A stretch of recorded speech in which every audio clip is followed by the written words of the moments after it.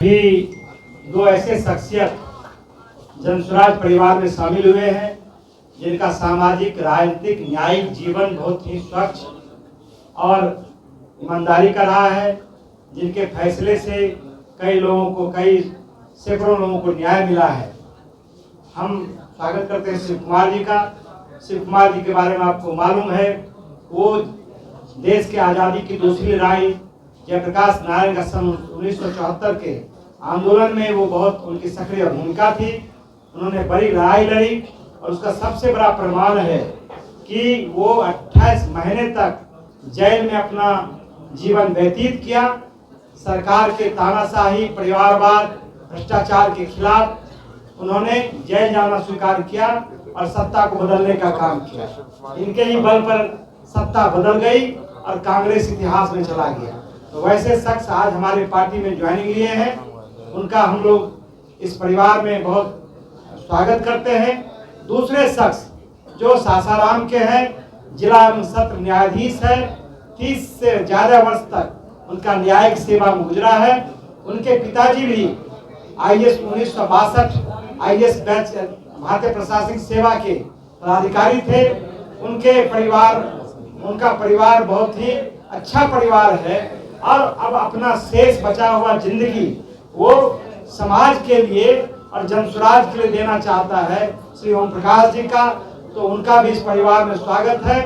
मैं सीधे तौर से राष्ट्रीय अध्यक्ष जी को देता हूं कि इस अवसर पर वो अपनी बात को रखें ज्वाइनिंग के अवसर पर।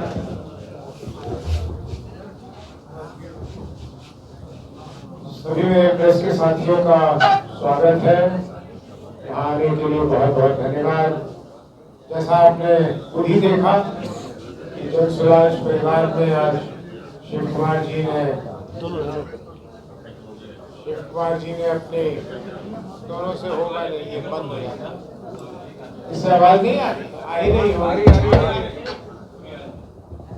शिव कुमार जी ने जनसुराज में अपना योगदान देने का फैसला किया और उसके तुरंत बाद ही ओम प्रकाश जी जो बहुत सालों तक डिस्ट्रिक्ट जज रहे पटना और ससराम में, उन्होंने जनसुराज में आने का फैसला किया। मैं सभी लोगों का तहे दिल से जो शिव कुमार जी के साथ आए हैं उन सभी साथियों का और ओम प्रकाश जी का तहे दिल से स्वागत करता हूँ। मैं प्रेस के बंधुओं को ये कहना चाहूँगा कि जब भी हम लोग मुलाकात करते हैं मैं एक ही बात कहता हूँ कि जनसुराज की लोकप्रियता प्रतिदिन प्रति घंटा के हिसाब से बढ़ रही है और ऐसा लगता है कि चुनाव आते आते ये बिहार में एक आंधी के रूप में परिवर्तित हो जाएगी और बिहार को इसकी आवश्यकता है, इस बदलाव की आवश्यकता है।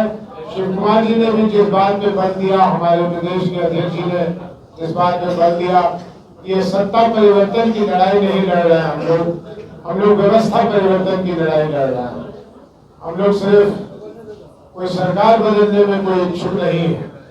सरकार तो कहीं आई कहीं चली गई, हम लोग बिहार की व्यवस्था को बदलने में दिलचस्पी रखते हैं और हमारी बातों को बिहार के 14 करोड़ जनता ने अपनाया है और जहां भी आप लोग जाएंगे आप लोग एक चीज जरूर सुनेंगे, एक गूंज जरूर सुनेंगे कि हाँ अब एक हमारे सामने एक अच्छा विकल्प है। तो इन्हीं शब्दों के साथ मैं अपने नए साथियों का जनसुराज में स्वागत करता हूँ और अभिनंदन करता हूँ और अगर कोई प्रश्न हो आप लोगों के तो जरूर पूछिए।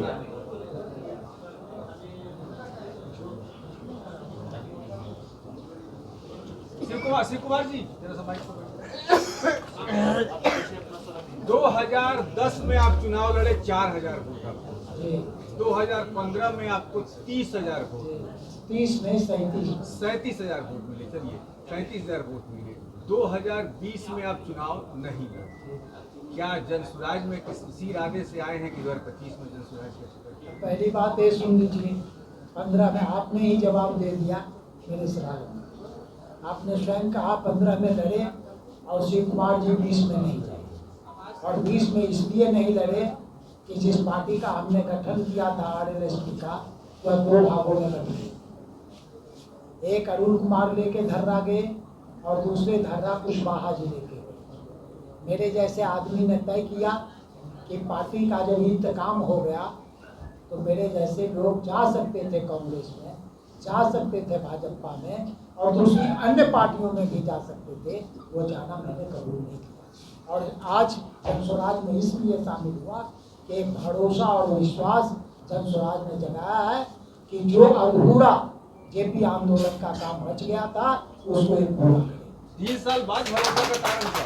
ये 3 साल बाद, 3 साल से प्रचार चल रहे हैं पैदल। हाँ, प्रचार चल रहा है, तो आपको शायद पता होना चाहिए कि मैं इस पर लगातार अगर आप मेरे फेसबुक को निकालेंगे तो आप पढ़ेंगे। अच्छा, मैं उधर से कुछ करना चाहता हूँ। ये प्रश्न अनुचित है। सभी लोग पहले ही दिन बिना समझे अगर किसी चीज में कूद जाए तो वो बहुत दिनों तक नहीं चलता है। इसलिए मैंने कहा कि अब हमारे पार्टी की आकार दिनों दिन बढ़ रही है। जैसे जैसे बिहार के लोग, बिहार में पढ़े लिखे लोगों की कोई कमी नहीं है, जैसे जैसे वो लोग जनस्वराज की विचारों को ग्रहण कर रहे हैं, समझ रहे हैं, लोगों की क्या भावनाएं हैं इस पार्टी के प्रति उसको देख रहे हैं, वैसे वैसे ज्यादा लोग इस पार्टी से जुड़ रहे हैं। इसलिए शिव कुमार जी ने अगर समय लगाकर औपचारिक ढंग से इस पार्टी में अपना योगदान दिया है तो इनका स्वागत है। सिर्फ जी एक और सवाल है। सवाल ये है कि अभी आपने अरुण कुमार का जिक्र भी किया, अभी चल रहा था कि अरुण कुमार जदयू में जाने वाले हैं, फिर कुछ हुआ, कुछ लॉबी बनी, वो नहीं गए। क्या अरुण जी से अभी भी आपको उसी संबंध उसी तरह से है और वो जनसुराज में आ रहे हैं, ऐसी कोई बातचीत है? मैं एक बात कह दूं, व्यक्तिगत संबंध अपने जगह पर और राजनीतिक क्रियाकलाप, राजनीतिक सोच और राजनीतिक क्रियाकलाप। अरुण जी दूसरे दलों में कांग्रेस में भी गए, मैं कांग्रेस में, मैं जदयू। अरुण जी लोजपा में गए, मैं जदयू। इसलिए ये आपका बिल्कुल ही अनुचित सवाल है। कोशिश करेंगे अरुण जी से आपके पारिवारिक संबंध में, कोशिश करेंगे जनसुराज में लाने, पारिवारिक में व्यक्तिगत है। हाँ, कोशिश करेंगे लाने के लिए, मनाएंगे। देखिए अब जहाँ पर स्थिति पहुँच गई है वहाँ नहीं समझते हैं कि अरुण बाबू परिवर्तन के औजार बने। बस मेरी व्यक्तिगत समझ। उदय जी, बीजेपी कह रही है कि आपके पास माइनॉरिटी का कोई लीडरशिप का कोई चेहरा नहीं है, ना दलित का, तो आने वाले टाइम में आप लोग चेहरा ढूंढने में ही पूरा टाइम निकाल देंगे, कुछ होने जाने वाला है नहीं? भारतीय जनता पार्टी को चिंता हो गई कि हमारे पास कौन नेता है कौन नहीं नेता। उनके अपनी चिंता करें, वो उनके पास कौन है कौन नहीं है। क्यों मोदी जी बार बार दिल्ली से दौड़े चले आते हैं? हमारा तो कोई नहीं आ रहा भाई दिल्ली से, हमारे तो जो है बिहार के ही हैं। एक बिहारी इसको लीड कर रहा है। बिहारी ने ये आग शुरू की थी लगानी, पूरे बिहार में आग लगी हुई है। आप जितने बैठे हो यहाँ, शिव कुमार जी हो, जितने लोग हम बिहार के हैं, बिहार के लोग ही नेतृत्व दे रहे हैं, बिहार के लोग ही हमारा नेतृत्व स्वीकार कर रहे हैं, बिहार के लोग ही हमारी बात को समझ रहे हैं। वो भी अपना ये करके दिखलाएं कि मोदी जी को ना लाएं, अमित शाह जी को ना लाएं, फिर देखते हैं क्या होता है। अब तो मैंने कल सुना एक कमाल की बात कि 15 तारीख को हमारे प्रधानमंत्री जी आ रहे हैं पूर्णिया और 17 तारीख को फिर जा रहे हैं वो पिंडदान करने के लिए। अब पिंड कहाँ पे खाइए? अब सोचिए जरा कि सब कुछ चुनाव के समय में याद आने लगता है।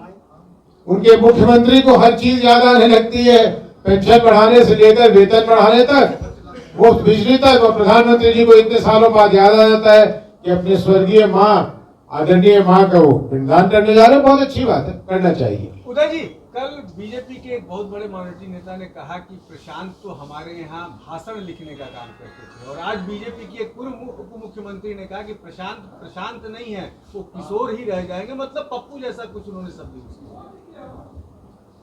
ये उनकी अपनी समझदारी है।